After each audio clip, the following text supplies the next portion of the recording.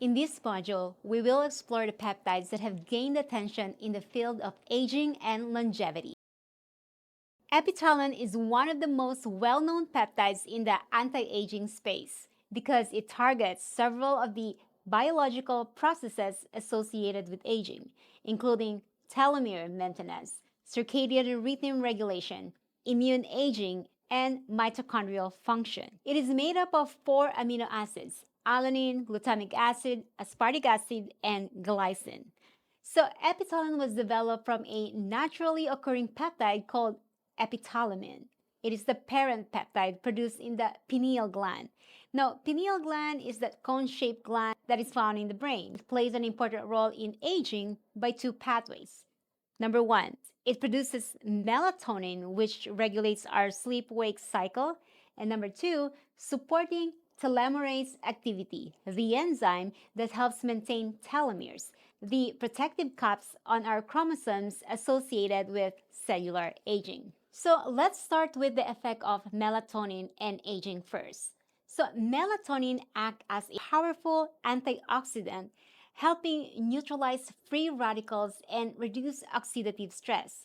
It also participates in immune regulation, supports mitochondrial function, and helps coordinate many of the body's repair processes. As we age, pineal gland function gradually declines. Melatonin production decreases, sleep quality worsens, circadian rhythm become less stable, and many of these physiologic changes associated with aging begin to appear. So circadian rhythm influence far more than sleep. They affect your hormone production, your metabolism, immune function, tissue repair, cognitive performance, and energy utilization. When circadian rhythm becomes disrupted, many systems throughout the body can be affected. Epitalon has also demonstrated immunomodulatory effects in research. So, as we age, the immune system undergoes a process called immunosenescence, where immune function becomes less efficient and chronic inflammation tends to increase.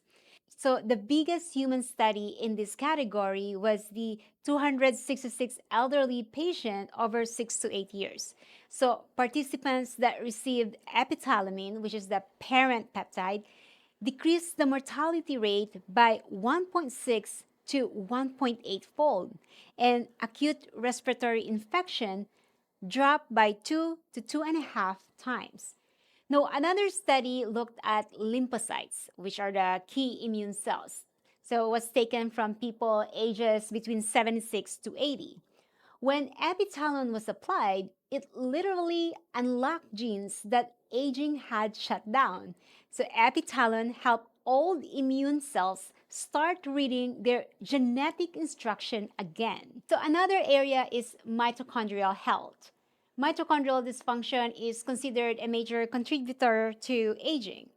So through its antioxidant and cellular regulatory effects, Epitalon may help support mitochondrial efficiency and reduce oxidative stress. Researchers have also explored Epitalon's effects on the endocrine system aside from melatonin production. It may have indirect effect on the growth hormone regulation.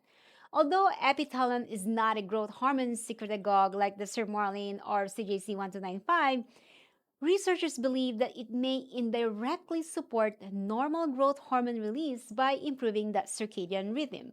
So, since the largest pulses of growth hormone occur during sleep, better sleep quality may help maintain the more youthful growth hormone patterns. So, now let's talk about on one of its most studied mechanism, which is the telomeres.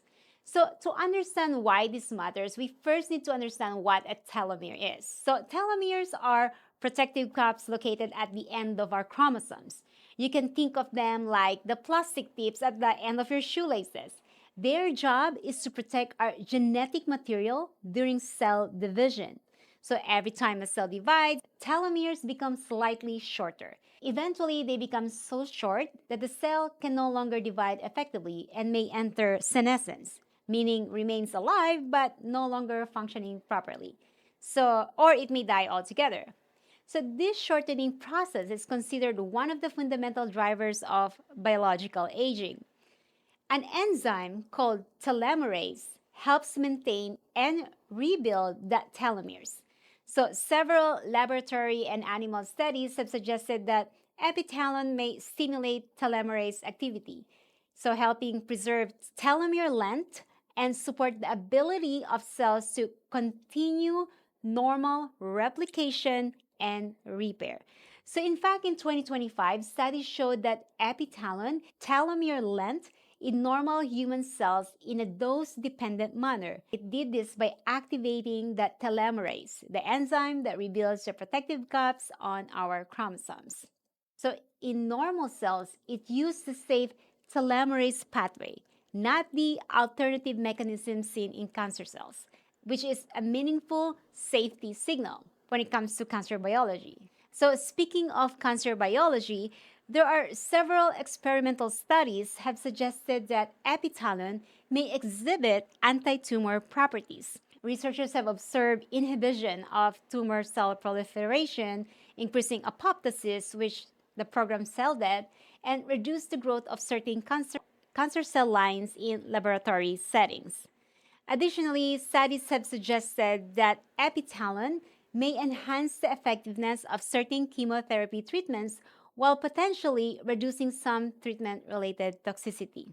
Now, let's talk about dosing. Most of the published dosage is between 5 to 10 milligram for 10 or 20 days straight.